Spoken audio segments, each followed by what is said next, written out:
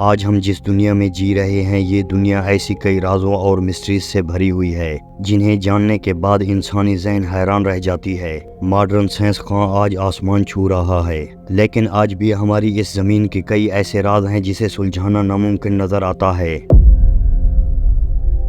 انہی مسٹریز میں تاریخ کے کچھ گمشدہ شہر ہیں جو آج ایک قصہ بن کر رہ گیا ہے۔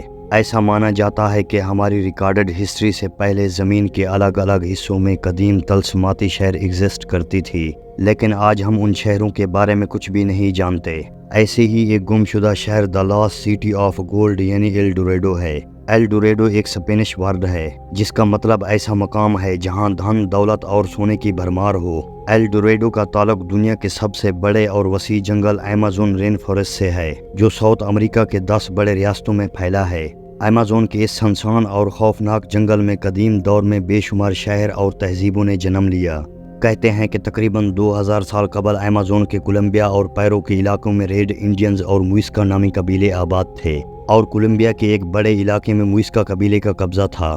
آرکیولوجیکل ایکسپرٹ کے مطابق ٹیکنالوجی اور آرکیٹیکچر کے معاملے میں یہ قبیلہ میان ایسٹیک اور ان کا تہذیب کے برابر تھی۔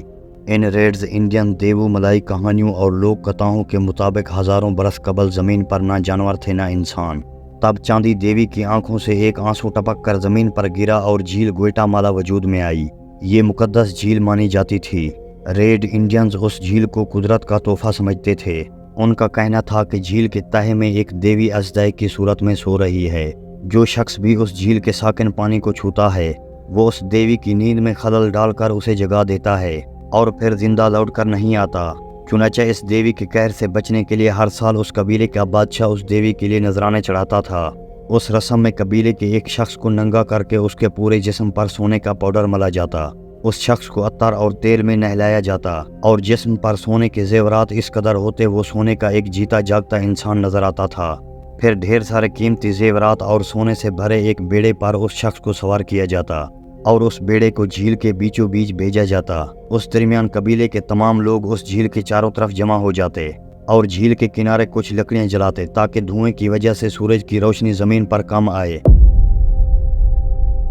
پھر سونے کی دھول سے لپٹا وہ شخص جھیل کے بیچ جا کر اس جھیل میں اترتا اور اس میں گھٹنوں تک ڈوب جاتا۔ یہ شخص سونے کے ان زیورات اور سامان کو جھیل میں ڈال دیتا اور خود بھی پانی میں ڈبکی لگاتا۔ اس طرح قبیلے کے لوگ بھی اپنے زیورات اور سونے اس جھیل میں ڈال دیا کرتے۔ اس رسم سے واپس لوٹنے والا شخص دیوتاؤں کا چہیتا اور شہر کا بادشاہ بنتا۔ اس سونے میں نہانے والے شخص کو موئسکا لوگ ایل ڈوریڈو کہتے تھے۔ بعد میں ان کا یہ شہر ہی ایل ڈوریڈو کے نام سے مشہور ہو گیا۔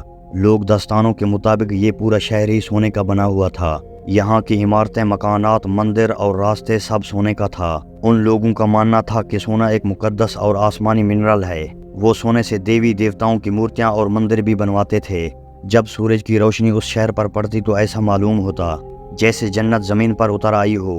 موئسکا لوگ گولڈ کا استعمال اس طرح کرتے تھے جیسے آج ہم لوہے یا تانبے کا استعمال کرتے ہیں۔ موئسکا لوگوں کے پاس اتنا سارا سونا کہاں سے آیا تھا اس بارے میں آج ہم کچھ بھی نہیں جانتے۔ ایل ڈوریڈو کا پہلا سراغ مینوسکرپٹ 512 نامی تحریر میں ملتا ہے۔ اس مینوسکرپٹ کو پرتگیز ایکسپلور پینڈی ریٹس نے لکھا تھا جو ایمیزون کے جنگلوں میں سونے، چاندی اور قیمتی پتھر کو تلاش کیا کرتے تھے۔ اس پر اسرار مینوسکرپٹ میں اس شہر کے متعلق ساری جانکاری تفصیل سے موجود تھی، لیکن اس مینوسکرپٹ میں اس گمشدہ شہر کا لوکیشن نہیں لکھا تھا۔ یہ مینوسکرپٹ آج بھی برازیل کے نیشنل لائبریری میں رکھا ہے، لیکن عام لوگوں کو اسے دیکھنے کا ایکسیس نہیں ہے۔ 17ویں صدی میں جب پہلی بار ٹریول اور ایکسپلور کو مینوسکرپٹ ملا تو وہ اس سے بہت انسپائر ہوئے اور ان کے اندر یہ تجسس جگی کہ اس کھوئے ہوئے شہر تک کیسے پہنچا جائے۔ اس طرح کی دولت مند تہذیب اور شہر کی کہانیوں نے لوگوں کے من میں اسے کھوجنے کی خواہش کے ساتھ لالچ بھی پیدا کیا، اور ہزاروں ٹریول میں اسپینش ایکسپلور ہر دور میں ساؤتھ امریکہ اور ایمیزون جنگل میں آتے رہے تاکہ اس سونے کے شہر کا کوئی سراغ مل سکے۔ سب سے پہلے فروری سال 1541 میں ایک اسپینش ایکسپلور کنزولو پیزورو ایل ڈوریڈو کی کھوج میں نکلا تھا جس کے ساتھ 220 ہسپانوی سپاہی اور 400 مقامی باشندے تھے، لیکن ان میں سے زیادہ تر لوگ اس خطرناک جنگل میں بھوک، بیماری اور جانوروں کے حملوں کی وجہ سے مر گئے، لہٰذا پیزورو اپنی تلاش میں ناکام رہا۔ 16ویں صدی کو سلولٹر نے دوبارہ اس شہر کو کھوجنے کی کوشش کی، مگر وہ بھی دونوں بار ناکام رہے اور اپنے ملک واپس لوٹ آئے۔ کہتے ہیں کہ اسپینش فوج جب اس گمشدہ شہر کو ڈھونڈتی ہوئی کولمبیا کے علاقے میں آئی تو آخرکار انہیں سال 1545 میں گویٹا ویٹا لیک مل گیا۔ انہوں نے اس جھیل کے تمام پانی کو اندرونی راستے کے ذریعے باہر نکالا اور 3 مہینے کی کڑی محنت کے بعد جھیل کی تہہ میں اتنا سونا ملا جس کی قیمت اس وقت 80 لاکھ روپے تھی۔ یہ اس وقت کا سب سے بڑا ثبوت تھا کہ نہ ایل ڈوریڈو کی کہانیاں سچی تھی، بلکہ سونے کی کھوج نے اس بات کو صاف کر دیا کہ اگر ان لوگوں نے اتنا سونا یوں ہی بیکار سمجھ کر جھیل میں پھینک دیا تھا تو اصلیت میں ان کے پاس کتنا زیادہ سونا ہوگا۔ 19ویں صدی کے دوران ایک برٹش آرکیولوجسٹ پرسی فوسر نے ایمیزون جنگل میں سونے کے شہر کو تلاش کرنے کا کام شروع کیا، جس کی کہانی بہت ہی عجیب و غریب ہے۔ کہتے ہیں کہ وہ 8 بار اس جنگل کے سروے پر گیا تھا۔ یہاں پرسی نے تقریباً 18 مہینے کا لمبا سفر کیا اور ایسے عجیب و غریب جانوروں اور حیوانوں کا سامنا کیا جن سے بچ پانا ہر کسی کے بس کی بات نہیں ہے۔ لیکن جب پرسی 8ویں بار سال 1925 میں اس جنگل میں سونے کے شہر کو ڈھونڈنے نکلا تو وہ کبھی دوبارہ واپس نہیں آیا۔ پرسی کے ساتھ ان کا بڑا بیٹا اور اس کا دوست بھی شامل تھا۔ پرسی نے آخری سفر کے دوران اپنی بیوی کو ایک لیٹر بھی لکھا تھا جس میں اس نے بتایا تھا کہ وہ منزل بے حد قریب ہے۔ فوسر نے یہ بھی لکھا کہ اگر اس سفر سے میں واپس نہ آؤں تو میری تلاش میں کوئی بھی ریسکیو آپریشن نہ بھیجا جائے۔ پرسی اور اس کے ساتھی کہاں غائب ہو گئے، اس کی جانکاری سالوں بعد بھی نہ مل سکی۔ لوگوں کا ماننا ہے کہ پرسی اور ان کے ساتھیوں کو سونے کا وہ شہر مل گیا تھا، جس کے بعد انہوں نے واپس اپنی پرانی زندگی میں نہ لوٹنے کا فیصلہ کیا۔ ایل ڈوریڈو کی تاریخ ایسے کئی قصوں سے بھری پڑی ہے جس میں لوگوں نے اس شہر کو کھوجنے کے لیے سفر شروع کیا، مگر یا تو وہ کبھی لوٹ کر واپس نہ آئے یا ان کا یہ سفر انسلجھی گھٹی بن کر رہ گئی۔ اگر اسلام کی بات کریں تو قرآن و حدیث میں بھی ایل ڈوریڈو جیسے ایک شہر کا ذکر ملتا ہے جس کے بعد طوفانی نوح کے بعد ہود نبی کے زمانے میں ایک ذات المعاد نامی شہر آباد کیا گیا تھا جسے ارم یا ستونوں والا شہر بھی کہا جاتا تھا۔ اس شہر کو بنانے والا شداد ابن شد نامی بادشاہ تھا جو زمین پر ایک جنت بنانا چاہتا تھا، لہٰذا اس نے لاکھوں مزدوروں اور بے شمار کاریگروں کے ذریعے یہ شہر بنوایا جس میں سونے چاندی کے مکانات، یاقوت اور جواہرات کے ستون اور عمارتیں بنائی گئیں، شراب، دودھ، شہد کی نہریں اور درخت لگائے گئے۔ اس شہر میں دنیا بھر کی آرام و آرائش اور عیاشوں کی چیزیں موجود تھی۔ شہر کے راستے اور دیوار تاریک راتوں میں بھی چمکتے تھے۔ اس نایاب شہر کو بنانے میں 300 سالوں کا وقت لگا۔ ارم کے اس جنت کو بنانے کا مقصد یہ تھا کہ شداد خود کو خدا ثابت کرنا چاہتا تھا، لیکن جب یہ جنت نما شہر بن کر تیار ہو گیا اور شداد اپنے سپاہیوں اور لشکر کے ساتھ اس شہر میں جیسے ہی داخل ہوا، اس سے قبل ہی اللہ کے حکم سے اس کی روح قبض کر لی گئی۔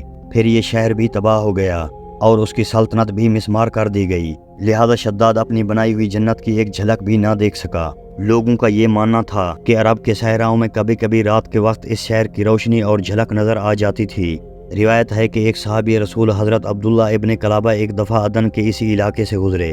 سفر کے دوران آپ کا اونٹ کہیں بھاگ نکلا، لہذا اسے تلاش کرتے کرتے آپ راستہ بھٹک گئے اور عدن کے اس علاقے میں جا پہنچے۔ وہاں آپ نے سونے کے ایک چمکدار شہر کو دیکھا جس کی دیواریں اور میناروں کو دیکھ کر آنکھیں چندھیا رہی تھی۔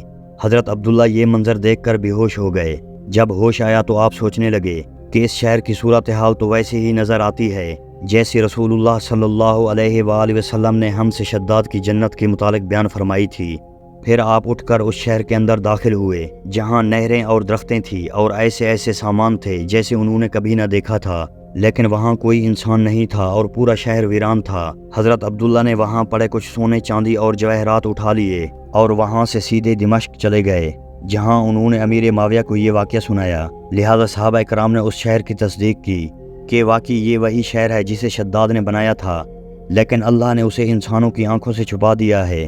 لہذا کچھ لوگوں کا یہ خیال بھی ہے کہ ایل ڈوریڈو کا یہ گمشدہ شہر وہی شہر ہے جسے شداد نے قائم کیا تھا، کیونکہ ایل ڈوریڈو شہر کی تمام خاصیت شداد کی جنت سے ملتی جلتی نظر آتی ہے، جبکہ کچھ علماء اس منطق کا انکار کرتے ہیں کیونکہ حضرت عبداللہ نے جس شداد کی جنت کو دیکھا تھا وہ عرب کے جنوبی علاقے عدن میں تھا، لیکن ایل ڈوریڈو امریکہ کے جنوبی علاقے کے سنسان جنگلات کے بیچ موجود ہونے کا گمان کیا جاتا ہے۔ بہرحال اس سے یہ بات واضح ہوتی ہے کہ قدیم زمانے میں لوگوں نے سونے کے ایسے قیمتی شہر تعمیر کیے تھے اور اللہ تعالیٰ کی قدرت سے اس پر اسرار شہر کو لوگوں نے اپنی آنکھوں سے دیکھا بھی تھا، جن میں حضرت عبداللہ ابن کلابہ جیسے صحابی رسول شامل تھے۔